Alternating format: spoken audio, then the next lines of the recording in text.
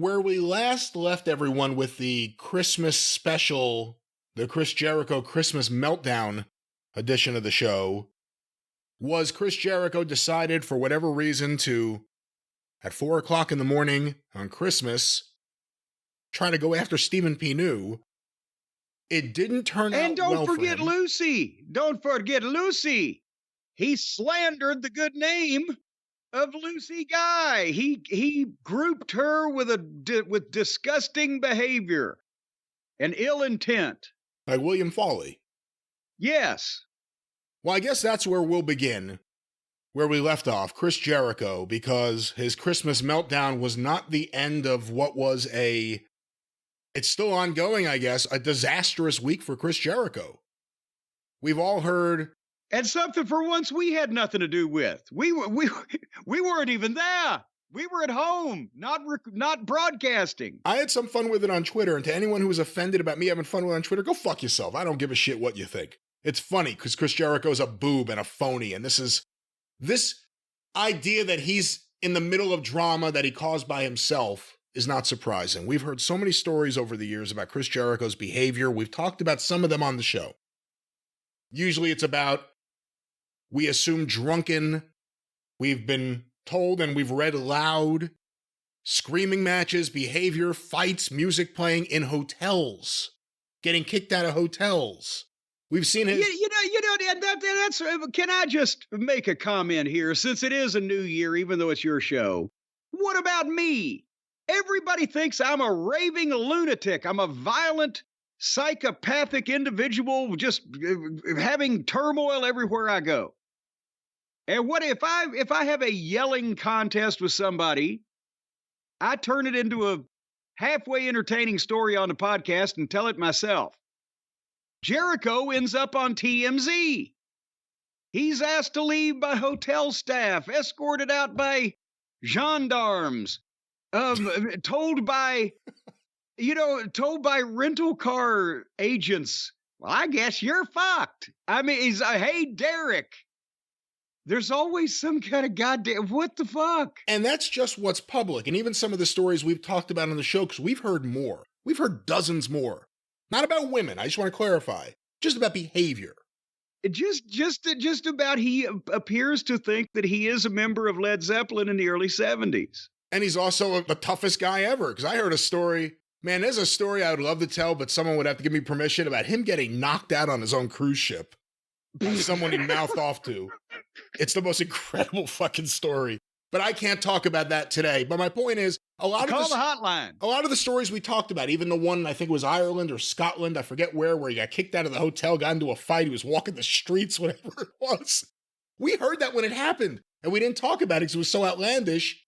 Then we started hearing about it from other people, from other perspectives, the same incident.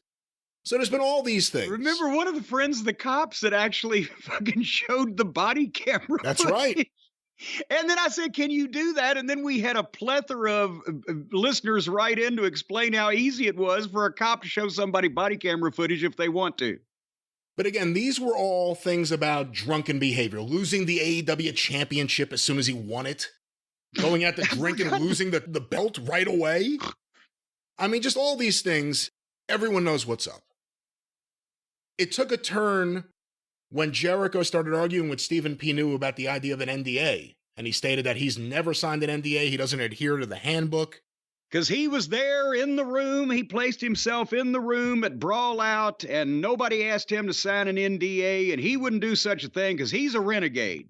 You know, he's a renegade, and he'll never be any good.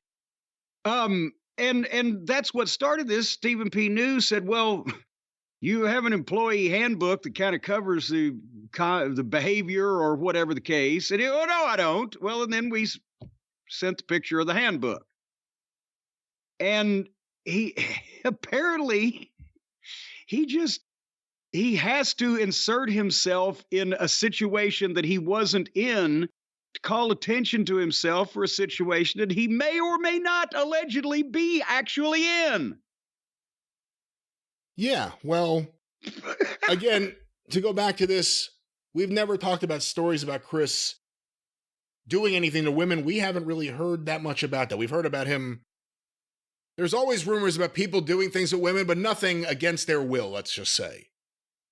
The story... Well, you know, when you're a rock star and a wrestler, you can be a Lothario without being what do they call them over across the pond? A sex pest. Well, you got to be careful with that. That's the Joey Ryan defense. I was just living a rock star lifestyle and just... Well, but actually, you know, if you think that Jericho's singing is akin to a cat being disemboweled on Broadway, he's still more of a rock star than Joey Ryan was. That's right. Although he's horrible as a musician and he can't sing. But beyond that, he was like I'm more of an astronaut than my Aunt Lola because I've been farther off the ground. Go ahead. Well, I'm just being silly today because these people are driving me insane. Nick Houseman responded to Chris Jericho's tweet. Nick Houseman, to the best of my knowledge, wasn't involved in all this, saying, "What about NDAs you make other people sign?" We talked about that on the last show. There's a mysterious comment. What does that mean? Who has Chris Jericho asked to sign an NDA and why?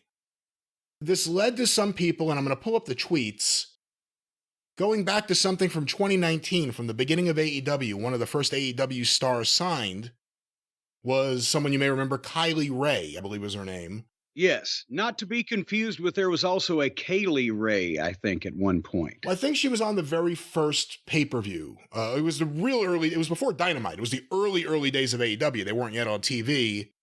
And despite seemingly being presented as one of the top women there, she quickly left the company and left wrestling, it seemed like, for a time, to reappear and at times leave other companies, which always made people wonder what's going on. I believe, and if I'm wrong, I apologize, but I believe she has spoken in the past, or at least on social media, written about struggles with mental health, which is certainly something you feel bad when you hear about. You hope someone deals with it. And also something that you don't need in the wrestling business. So if she did leave wrestling, and I don't know if she's wrestling now, but she, as you mentioned, she left a couple of companies probably to deal with that because you can't do both at once. Let's face it. So this Jericho stuff caused people to go to this Kylie Ray stuff. Apparently back in 2019, when things happened, at least amongst wrestling insiders, there were rumors that something may have happened. Now, she has not said anything.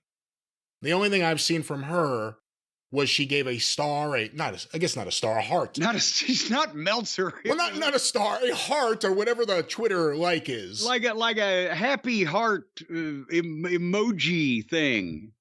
She's done that to a couple of the things about this. But let me go to the actual Twitter order of events. Nick Houseman went on his show, which he has, and he said that there are a lot of stories about Chris Jericho that will find their way out over time, and that people, when they're ready to tell those stories, they will.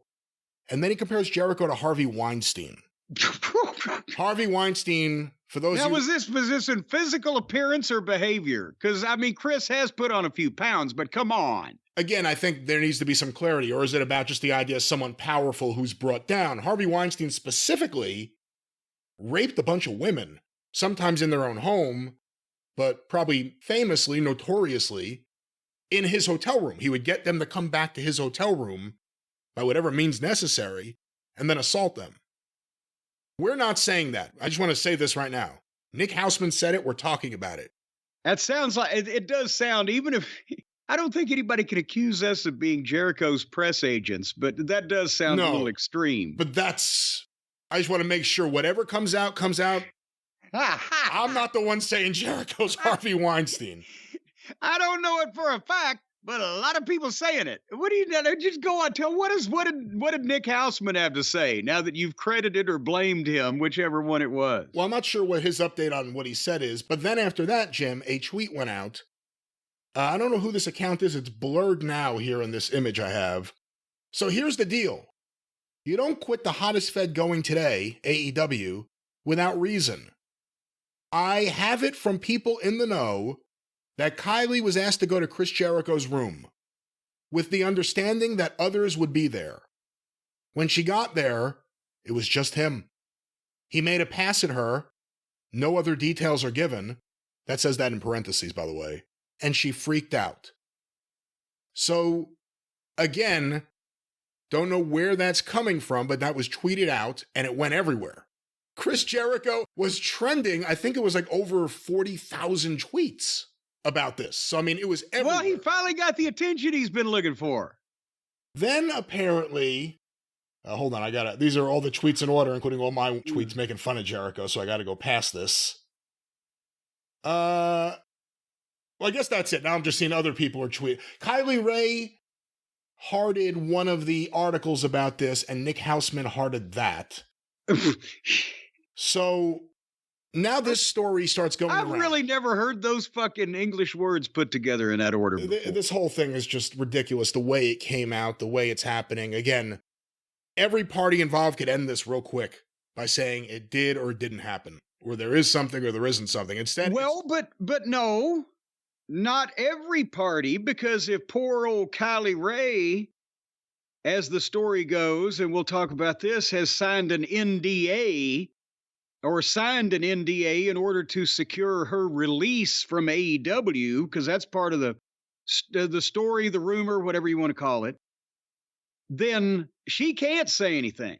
That's why she can only reply with little smiley hearts or whatever the fuck, and maybe, I don't know, chocolate-covered donuts, and whatever else they send out these days. But that's the issue now, is that has Jericho, trying to be the renegade, trying to be, the macho guy, I don't sign NDAs, has that suddenly pissed off enough people who knows that he has signed an NDA at least, that they've decided to bring this to the public forum, and now we're all debating about this, and Jericho's about as popular as crotch rot in certain circles.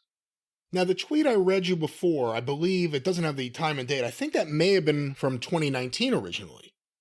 Another tweet went out December 30th this year, 5:55 p.m., from an account John A. Ferris. No one knows who this guy is, so we don't know what.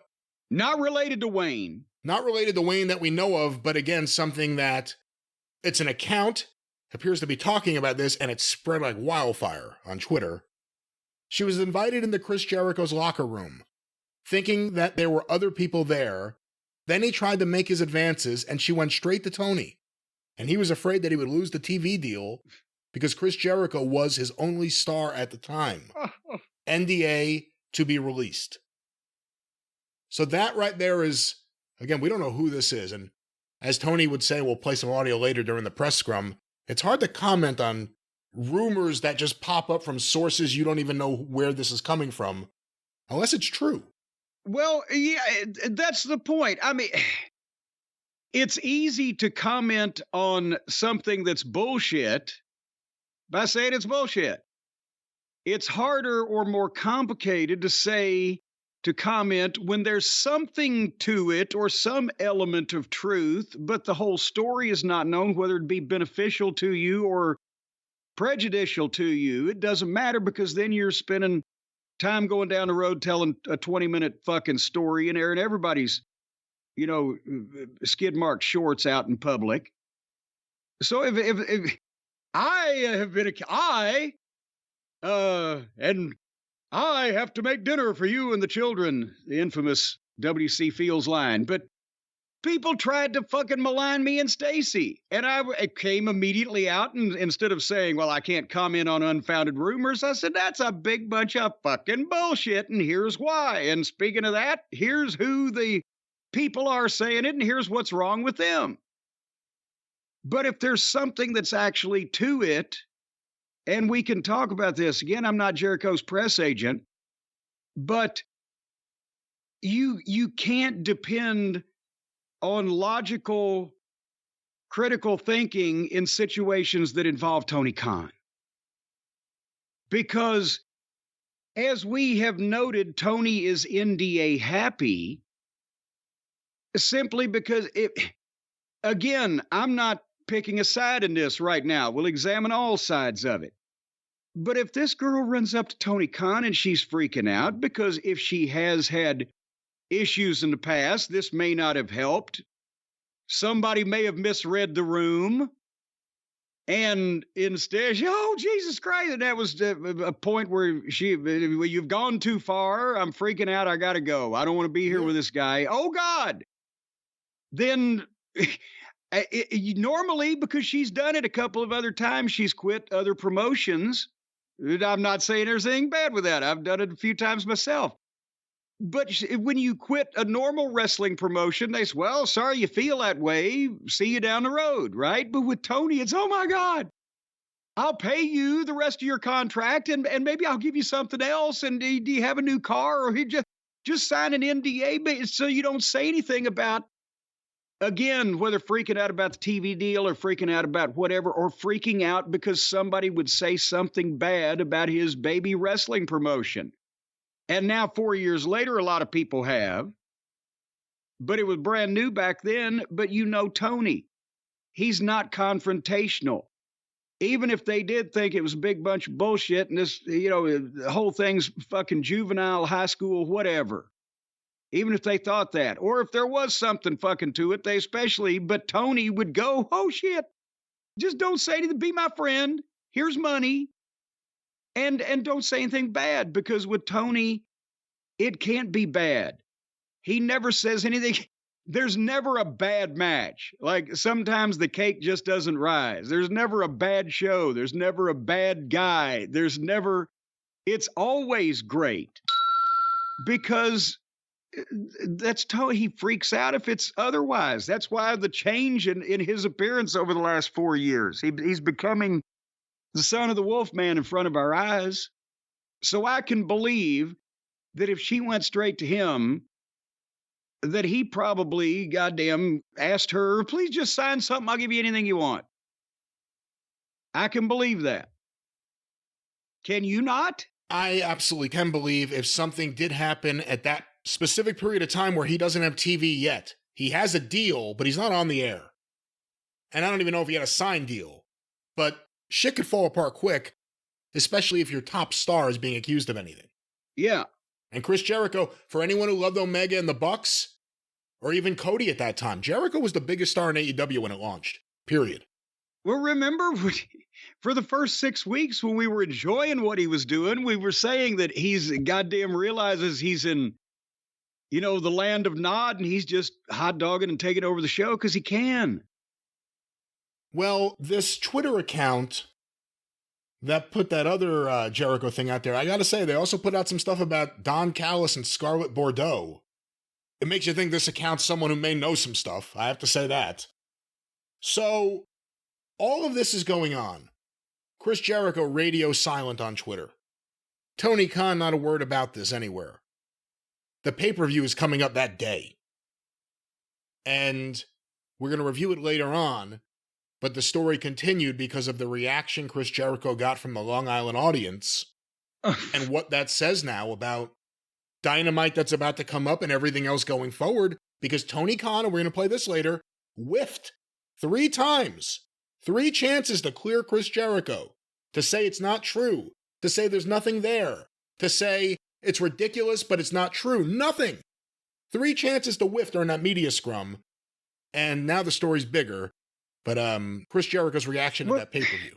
That's the thing, is that we talked about it a couple weeks ago. I can't remember in the context of, which program, but the AEW audience, because it is smaller and more insular, if you're really devoted and like that kind of wrestling, yes, you are a smaller, more insular group, but they're all online. They're all on the internet, where that's why WWE has larger numbers, because they get the people that have actual, other things to do than live and die with what goes on Twitter amongst their favorite wrestlers, or, our audience is more, just tell us when somebody actually punches somebody for fucking real, right? But the smaller audience, and that's going to spread on the internet, the tweets, the wrestling sites picking it up.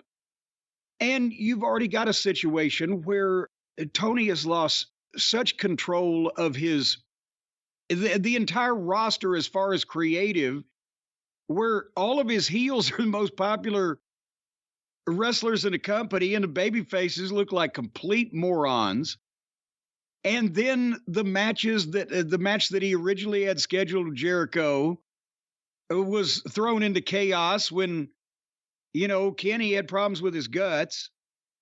And then they shoot a last minute angle on TV the night, I believe, before this whole thing exploded on Twitter. And there's Jericho in an 8-man tag team match with a variety of people that are both over Sting and not over almost everybody else.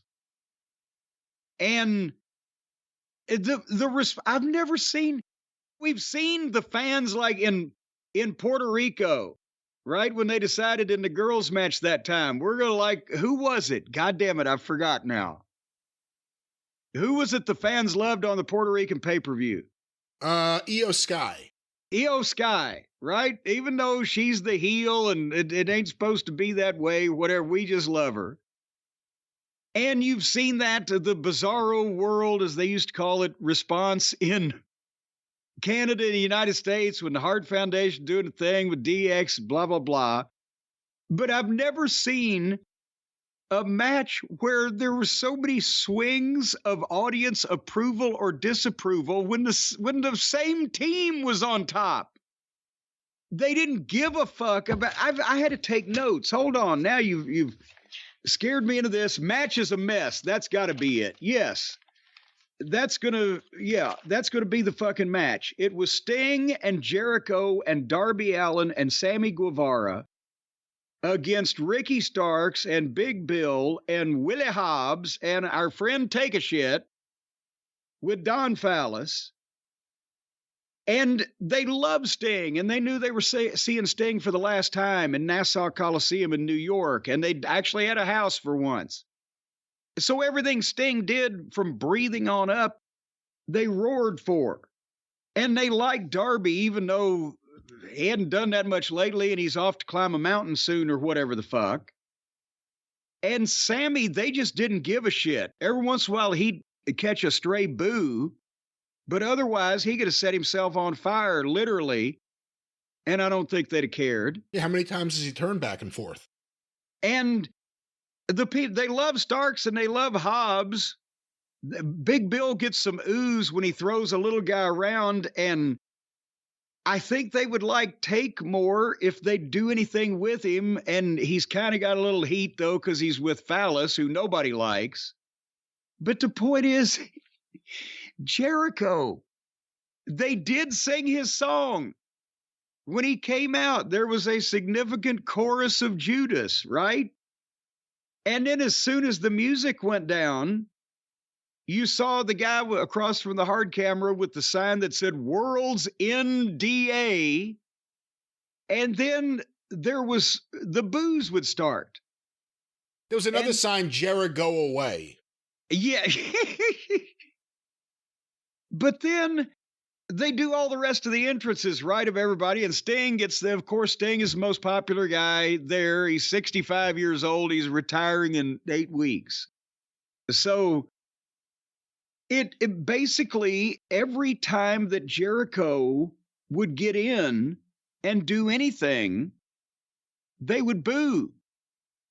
And I mean, it got to be loud, but it grew on itself, over the course of the thing. And they had a couple of spots where somebody on Twitter said now instead of Les Sex Gods, they're Les Sex Pests. But Jericho and Sammy would do his spinneroonie and Jericho would do his cheesy grin pose. And I was afraid of snipers at that. People are like, fuck you. Boo. And then again, when they'd be doing a 4-way or more, since it was an 8-man tag, the people would, at one point, they were booing Sting, who had a scorpion deathlock on somebody because Jericho got a scorpion or a walls next to Sting. And they're a fuck you. It was surreal. They're cheering the heels when they're beating up a couple members of the team, but then another couple members of the team start doing something and they're cheering that, except if they like everybody, they just kind of sat there and oohed if it looked like somebody broke their fucking neck. And the match fell completely apart. It was sloppy. There were people fucking. And then when Sting made a comeback, that got him, right? A sloppy comeback by a fucking senior citizen, because he was the only star in the match, is what got him. But then Jericho came in to help the comeback, and they started booing and chanting Kylie Ray and NDA. And I mean, we will review the match later on, but good Lord, I don't. So they basically booed everything that he did, even though he was on a babyface team. It caused Sting to get booed. Yes. I mean, it was incredible. Ricky Starks gave him the finger instead of locking up with him. Gave him the finger and tagged out and made him a babyface. This is a disaster. And they could have put it to bed at any point. All Tony Khan has to say, we've never had any complaints from talent about Chris Jericho. We've never had complaints about Chris Jericho's behavior. There are no NDAs. It's ridiculous. There are no NDAs in place about Chris Jericho sexually assaulting or abusing or harassing anyone. They haven't said any of that. Real quick, Jim, let me play you this. This is from 2019. Tony Khan at a media scrum when he was still standing up and wearing a suit, talking about Kylie Ray. Let's go to this. Any update on the status of Kylie Ray? She's been a little bit absent. She's no longer with us. We had so many things going into, so many announcements going into Battle Royal, but she asked for a release and we granted it. So she called me and asked if she could be released from her contract, and it was pretty simple. I said yeah, and I asked her if everything was okay, and she said yeah. She just didn't want to be with the company anymore, and we talked about it, and it was very simple. And so yeah, she's not on our roster. Seem amicable. Super amicable. She's a very nice person. Who else has ever gotten their release from just saying, I don't want to be here anymore? Andrade tried that for 2 years.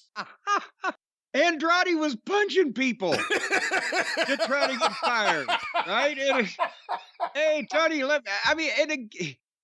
I don't remember, was she expected to be like an instrumental part of the roster, like a Cargill-level superstar? Or was it just, again... Top babyface?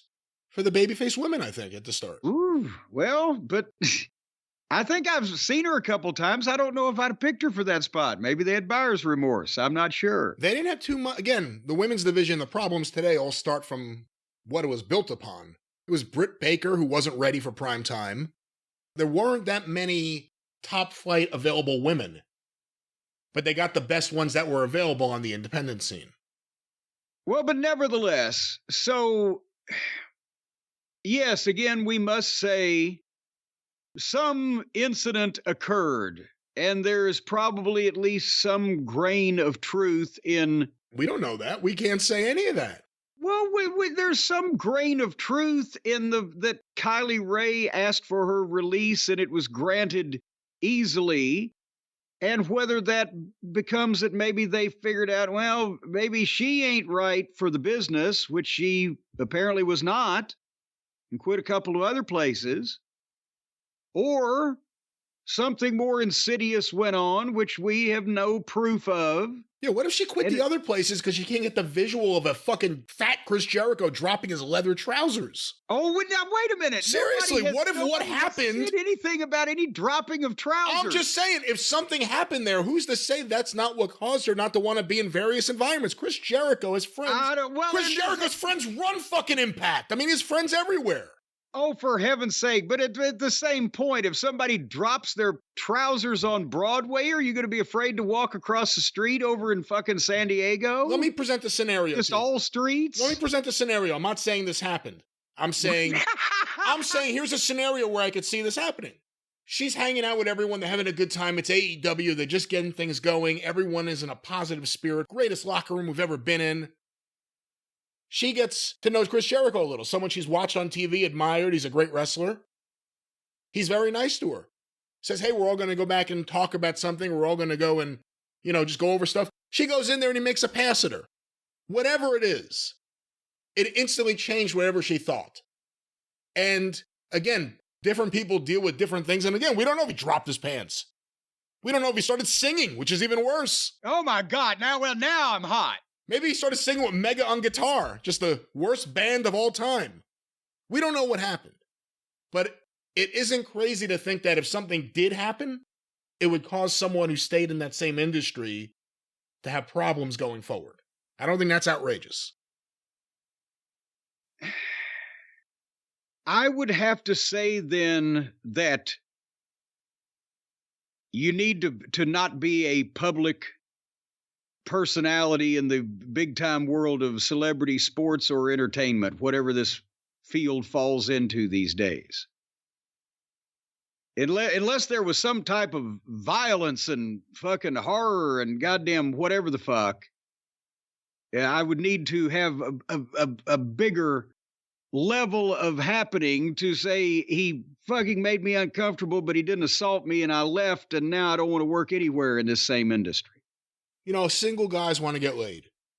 And sometimes guys in bad marriages also want to do the same thing.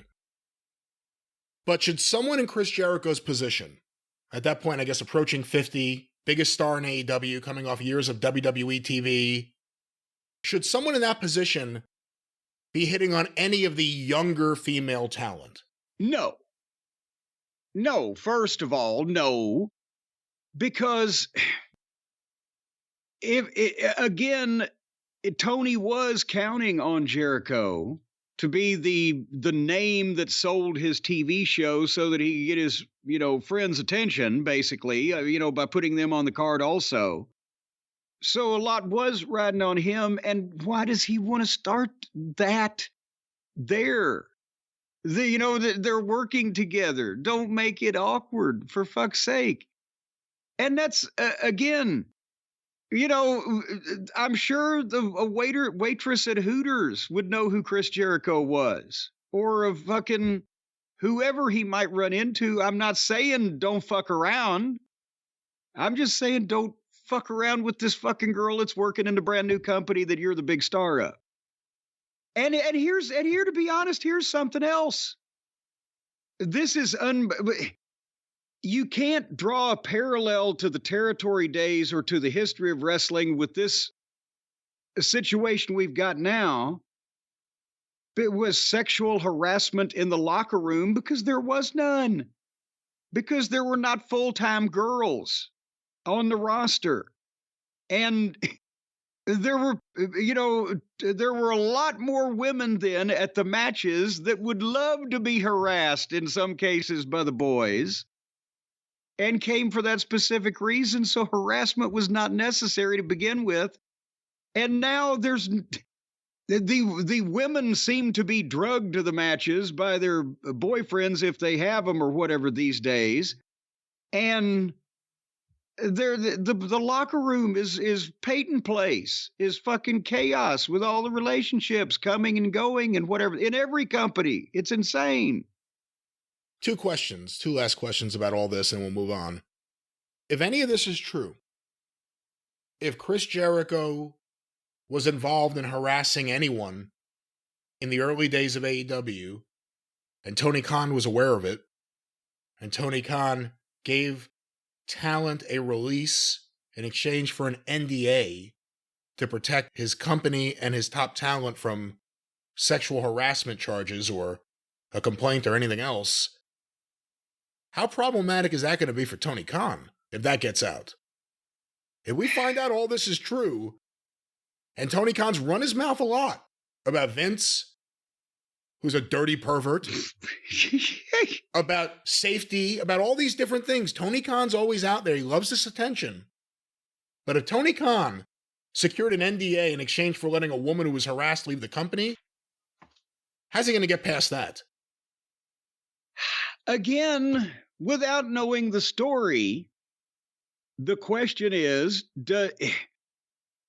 there is a defense for it if he was proactive with the NDA, say, well, just sign this and do this. She's just upset, right?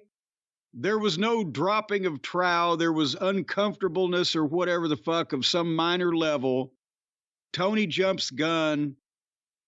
The young lady's frazzled at that point, but apparently now sending out smiley faces about people in support of her or whatever. Well, a heart. Again, it was a heart, not a smiley face. Whatever the case. if Warner Brothers Discovery, which I guess as of this moment right now are still their network, we'll wait to hear news on that. And partner. But if they said, Tony, what's up? Well, she got offended because he did the, and I just said, all right, goddamn it, maybe make a public statement, clear it up then, or otherwise fine. But if they found out, holy shit, he brought her into the room and there were shackles on the wall and fucking goddamn, I mean, some egregious, offense that went way too far, then you're probably fucked. Again, imagine a fat, naked, drunk Gerard Depardieu coming at you. Hello, it's a frightening sight. One last question about this. But you know what? And here's the thing. Again, business has changed, and some people don't necessarily are not perfectly suited for the entertainment business or the big-time celebrity business. If you'd have come at Miss Linda drunk and naked, she'd have just kicked you in the fucking balls and probably fucking ripped them off, put them in her purse. You can't say that someone's not ready for...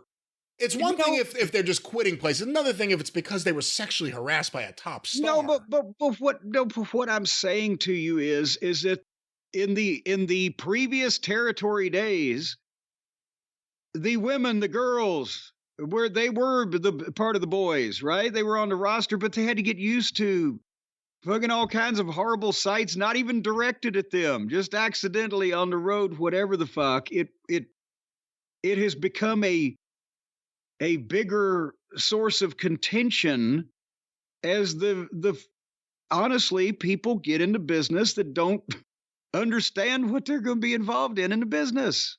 I'm not saying she should be harassed, but if just the sight of Chris Jericho, bloated and horrible though he may be, we don't know. No, I was about to say would. If just the sight of him naked would have driven her out of the entire industry, she needs to be a more private person. But again, we don't know. We don't know. I mean, again, that's why I'm saying he could have grabbed her. We don't know. Well, if it got physical, I hate the idea of blaming her in any way for Chris Jericho possibly of doing something inappropriate. Well, you're the one that's talking about Gerard Depardieu's nakedness or whatever. Because I don't think she would have quit. Here's the problem. And this is the big problem, because Tony couldn't say this isn't true, and because Jericho started all this, we're having this long conversation. We know nothing.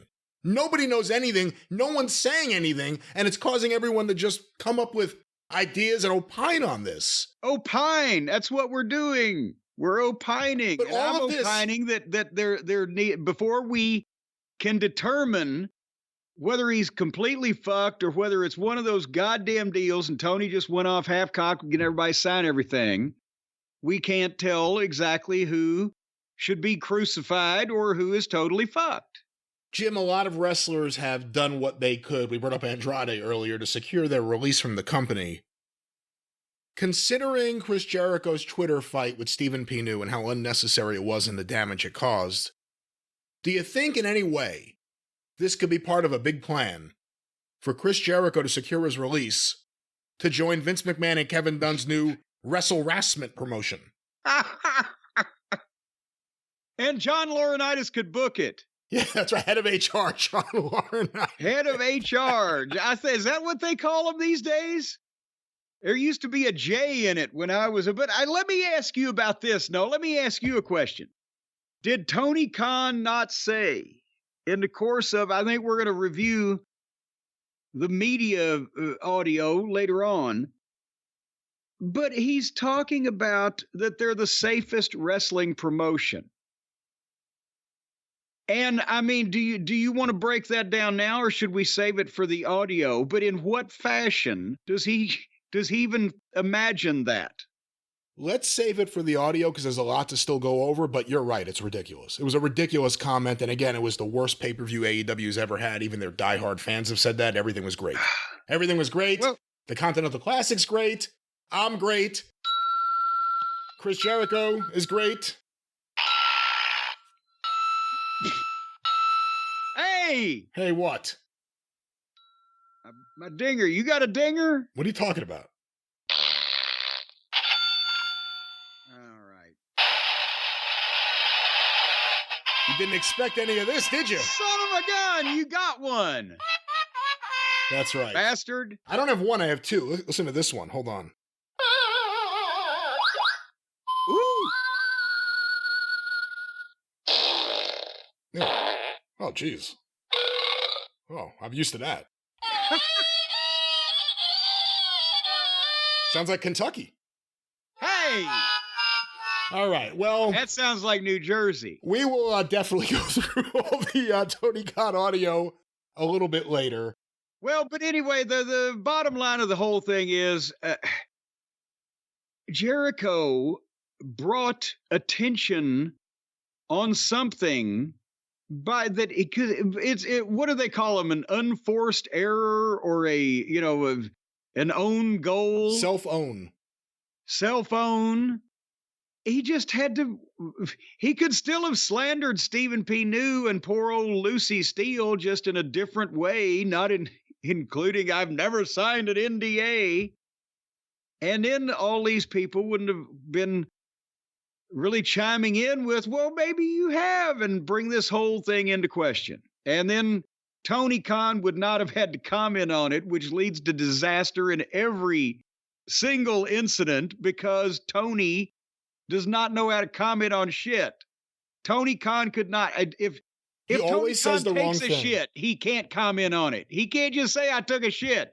He has to say, "Oh my God, my bowel movement was so great, and I've never had my sphincter open that far before." I mean, Hey, you better save that battery for the review later. Well, you got one now. We can tag. There's a 2-second fucking recharge on mine, and I can't keep up with Tony.